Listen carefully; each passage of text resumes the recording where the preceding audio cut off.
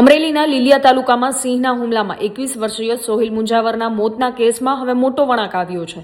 2 દિવસ પહેલા અંટાળિયા ગામ નજીક સિંહના હુમલામાં સોહિલનું કરુણ મોત થયું હતું। શરૂઆતમાં આ ઘટના માત્ર જંગલી પ્રાણીના હુમલા તરીકે જોવામાં આવી હતી, પરંતુ વન વિભાગની તપાસમાં ચોંકાવનારા ખુલાસાઓ સામે આવ્યા છે। વન વિભાગના જણાવ્યા અનુસાર મૃતક સોહિલ સહિત 3 યુવકો સિંહ દર્શન કરવા માટે જંગલ વિસ્તારમાં ગયા હતા અને સિંહની પજવણી એટલે કે તેને ઉશ્કેરવાનો પ્રયાસ કર્યો હતો। આ દરમિયાન સિંહે હુમલો કરતા સોહિલનું ઘટના સ્થળે જ મોત થયું હતું। આ મામલે વન વિભાગે મૃતક સહિત 3 સામે વન્યજીવ સંરક્ષણ કાયદાની સંબંધિત કલમો હેઠળ ગુનો નોંધ્યો છે।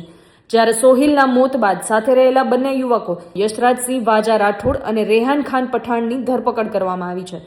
વન વિભાગે બંને આરોપીઓને કોર્ટમાં રજૂ કરતા કોર્ટે તેમના 2 દિવસના રિમાન્ડ મંજૂર કર્યા છે। હવે તપાસમાં એ જાણવાનો પ્રયાસ થશે કે સિંહને ઉશ્કેરવા પાછળનું સાચું કારણ શું હતું અને આ સમગ્ર ઘટનામાં અન્ય કોઈની સંડોવણી તો નથી ને।